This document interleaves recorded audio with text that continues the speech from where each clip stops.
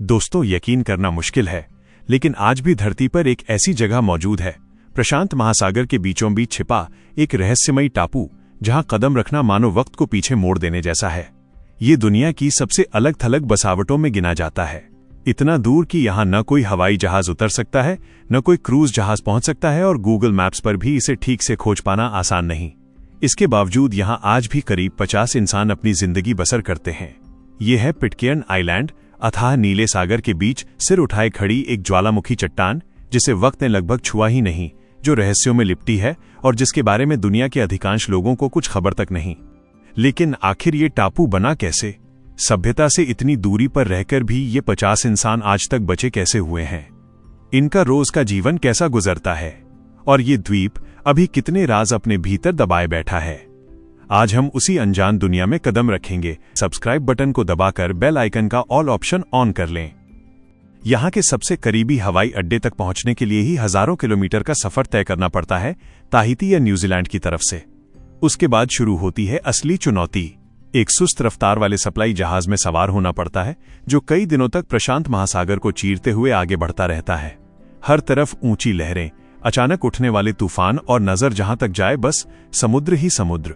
न कोई बचाव नाव नजर आती है, न आसपास कोई द्वीप दिखता है। लगता है जैसे सभ्यता कोसों पीछे छूट चुकी हो। उसी वीरानी के बीच अचानक एक हरा भरा खांचेदार पहाड़ नजर आने लगता है। समुद्र से उठी खड़ी चट्टान किसी पत्थर की दीवार जैसी लगती है। घना जंगल जिसे इंसानी हाथों ने अब तक नहीं छुआ, और पानी इतना साफ कि नाव के नीचे समुद्र की तलहटी तक दिख जाती है।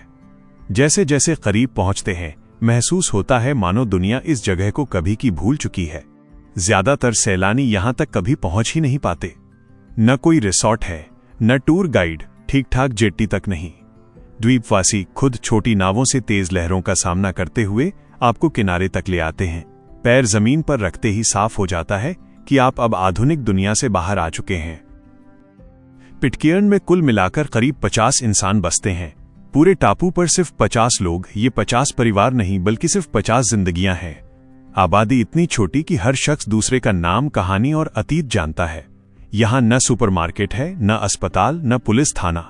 बस एक स्कूल, एक गिरजाघर, एक नन्हा सा डाकघर और एक जनरल स्टोर है, जो हफ्ते में केवल 2 दिन खुलता है, वो भी तब जब तक सामान खत्म न हो जाए। तो सवाल उठता है कि इतनी दूरस्थ, लगभग कटी हुई जगह पर सिर्फ 50 लोग बचे कैसे रहते हैं? जवाब छिपा है आत्मनिर्भरता में।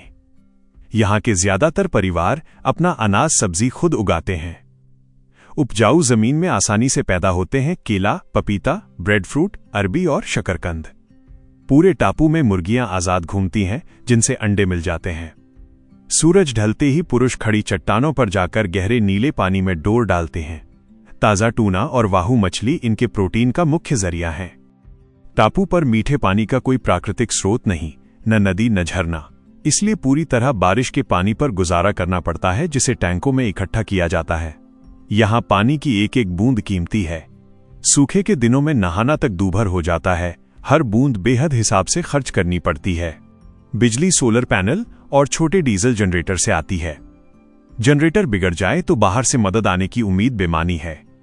यहां न कोई रिपेयर शॉप है, न ऑनलाइन शॉपिंग, न एक्सप्रेस डिलीवरी, इसलिए द्वीपवासी हर चीज खुद अपने हाथों से ठीक कर लेते हैं, अक्सर उन्हीं पुराने पुर्जों से जिन्हें कभी बेकार समझ लिया गया था। जो भी स्क्रैप हाथ लगे, उसी से नई मशीन खड़ी कर दी जाती है। लोहे का एक टूटा टुकड़ा भी यहां जान बचाने वाला औजार बन जाता है। कुछ भी फेंका नहीं जाता। हर चीज तब तक सुधारी जाती है जब तक वो पूरी तरह जवाब न दे दे। इतने छोटे समाज में हर किसी को कई भूमिकाएं निभानी पड़ती हैं। आज खेती करने वाला हाथ कल बिजली का काम संभालता है, कभी मैकेनिक बन जाता है तो कभी रसोई में, कभी बीमार की देखभाल में। पिटकेर्न में जीना अकेले का काम नहीं, ये पूरी तरह मिलजुल कर चलने वाली जिंदगी है, जहां हर कोई दूसरे पर टिका है।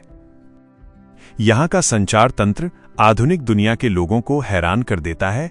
मोबाइल नेटवर्क नाम की कोई चीज नहीं, सेलुलर सेवा भी नहीं, बस एक धीमी और महंगी सैटेलाइट इंटरनेट सेवा है, जो खराब मौसम आते ही लगभग ठप पड़ जाती है। एक ईमेल खुलने में मिनटों लग सकते हैं, वीडियो कॉल लगभग नामुमकिन ही समझी जाती है। कई बार तो दिनों दिन इंटरनेट पूरी तरह गायब रहता है।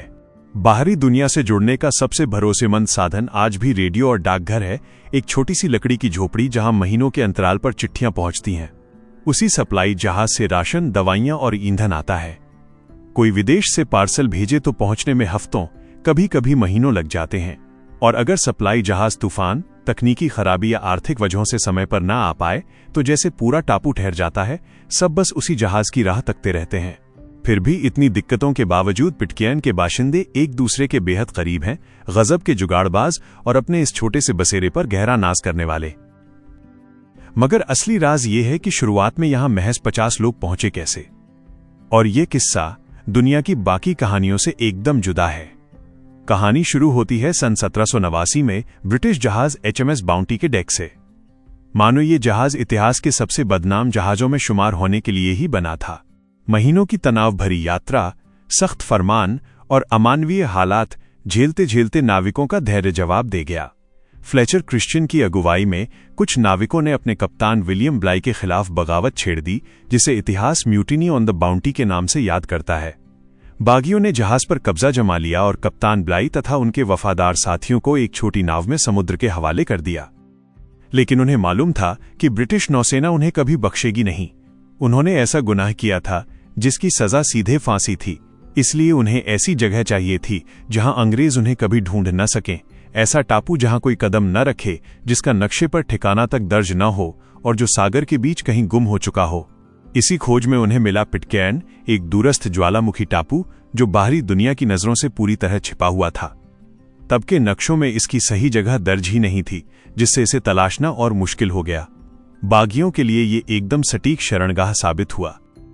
विद्रोही कुछ पॉलिनेशियाई स्त्री पुरुषों को साथ लेकर पिटकेर्न पहुंचे। उन्होंने पता था कि अब लौटने का कोई रास्ता नहीं बचा, इसलिए उन्होंने आखिरी और बड़ा फैसला लिया। HMS बाउंटी को आग के हवाले कर दिया गया। इससे टापू छोड़ने का इकलौता जरिया भी खत्म हो गया और दूर से किसी जहाज की नजर पड़ने का खतरा भी टल गया। उन्हीं ऊंची चट्टानों पर एक नई गुमनाम दुनिया ने जन्म लिया। मगर इस नई शुरुआत का रास्ता बेहद कांटों भरा था। यूरोपीय और पॉलिनेशियाई लोगों के बीच टकराव, हादसे और सत्ता की खींचतान चलती रही। संसाधन नाम मात्र के थे और तन्हाई दम घोंटने वाली। फिर भी इन सब के बीच धीरे धीरे एक नया समाज खड़ा होता गया। परिवार बसे, बच्चे जन्मे और पीढ़ी दर पीढ़ी दो अलग संस्कृतियों का खून साथ बहता रहा। आज पिटकेर्न का हर बाशिंदा अपनी जड़ें उन्हीं पहले बागी नाविकों और पॉलिनेशियाई पुरखों में तलाश लेता है। क्रिश्चियन, यंग, ब्राउन, वॉरेन जैसे कुल नाम हर कब्र पर, हर घर में, हर खानदानी वंशावली में मिल जाते हैं। लेकिन इस टापू का रहस्य सिर्फ इतिहास तक ही नहीं ठहरता। सदियों तक इसकी दुर्गम स्थिति ने इसे खोजियों, सरकारों और यहां तक कि समुद्री डाकुओं की नजरों से भी बचाए रखा। प्रशांत महासागर में बरसों बरस अनगिनत जहाज गुजरते रहे, मगर ज्यादातर को कभी भनक तक नहीं लगी कि इस अकेली ज्वालामुखी चट्टान पर एक पूरा मानव समाज बसा हुआ है। पिटकेर्न खुद एक जीती जागती रहस्यमयी किताब जैसा है, जिसके कई पन्ने आज भी अनखुले हैं। यहाँ की खड़ी चट्टानों और गुफाओं में प्राचीन पॉलिनेशियाई निशान, चिन्ह और अजीबोगरीब आकृतियां उकेरी हुई हैं, जिनका मतलब आज तक ठीक से समझ नहीं आया। कुछ गुफाओं की गहराई में भूमिगत कमरे भी हैं, जहां कभी प्राचीन लोग धार्मिक रस्में निभाते या देवताओं को भेंट अर्पित करते थे। पुरातत्वविदों का अनुमान है कि ये निशान पिटकेर्न के मौजूदा समाज से कई सदियां पुराने हैं, यानी बागी नाविकों के पहुंचने से बहुत पहले यहां प्राचीन नाविक कदम रख चुके थे। मगर आज भी कई गुफाएं अनछुई हैं, कुछ बेहद खतरनाक, कुछ बेहद गहरी, तो कुछ इतनी रहस्यमयी कि वहां उतरने की हिम्मत किसी में नहीं होती। यहाँ के लोग आज भी किस्से सुनाते हैं।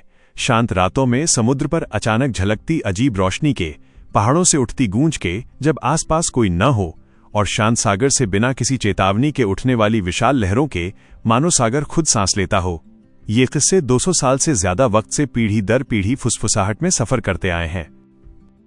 सबसे बड़ा रहस्य शायद यही है कि ये इतनी छोटी बिरादरी इतने लंबे अरसे तक पूरी दुनिया से कटकर भी बची कैसे रही। ज्यादातर बस्तियां वक्त के साथ मिट जाती हैं, ज्यादातर समाज बिखर जाते हैं, मगर पिटकेर्न आज भी डटा हुआ है। 230 साल से ज्यादा वक्त से इन परिवारों ने अपनी पहचान, अपनी विरासत और मिट्टी समंदर से अपना गहरा नाता सहेजे रखा है। फिर भी आज इसका भविष्य डांवाडोल है। टापू पर अभी बस 50 लोग बचे हैं और आबादी लगातार सिमट रही है। पढ़ाई और रोजगार के लिए युवा न्यूजीलैंड का रुख कर रहे हैं और बहुत से कभी लौटना भी नहीं चाहते। नए लोगों को खींचने के लिए द्वीप प्रशासन मुफ्त जमीन और सुकून भरी जिंदगी का लालच देता है, मगर यही गहरी तन्हाई ज्यादातर लोगों को डरा देती है। नई आबादी ना आई तो एक दिन ये पूरा समाज ही मिटने के कगार पर आ सकता है। कुछ को डर है कि एक दिन पिटकेर्न महज एक वीरान छोड़ा हुआ टापू बनकर रह जाएगा, जहां बस टूटे मकान, खामोश जंगल और हवा समंदर की सरसराहट बचेगी।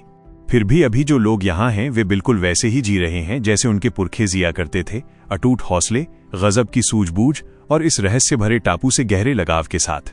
हर रोज वे सागर की गरज के साथ जागते हैं, उन्हीं खड़ी पगडंडियों पर चलते हैं जिन्हें उनके बुजुर्गों ने पहाड़ काटकर तैयार किया था, और पीढ़ियों से संजोया गया ज्ञान अगली पीढ़ी को सौंपते चले जाते हैं। यह किस्सा हमें आज की आधुनिक दुनिया को एक दुर्लभ सच याद दिलाता है। एक ऐसी जगह जहां वक्त धीरे धीरे बहता है, जहां तकनीक अब तक हर चीज पर काबिज नहीं हो पाई, जहां कुदरत आज भी ताकतवर है, और जहां महज 50 जिंदगियां एक ऐसी जिंदगी को जकड़े हुए हैं जिसे दुनिया के ज्यादातर लोग शायद कभी महसूस भी न कर पाएं। पिटकेर्न महज एक टापू नहीं, ये एक गुमनाम दुनिया है, इंसानी इतिहास का एक जीता जागता स्मारक जो टिके रहने, राज और हिम्मत की बुनियाद पर खड़ा एक समाज है। और आज आप भी उसी टापू के भीतर झांक आए, जहां आज भी बस 50 लोग सांस लेते हैं। अब आपकी राय जानना चाहूंगा, क्या आप ऐसी अलग थलग जिंदगी जी पाएंगे, या ये तन्हाई ही आपको सबसे डरावनी लगेगी? अपनी सोच कमेंट में जरूर लिखिए। वीडियो पसंद आया हो तो लाइक जरूर करें और चैनल को सब्सक्राइब कर लें। तो मिलते हैं अगले नए एपिसोड में। धन्यवाद।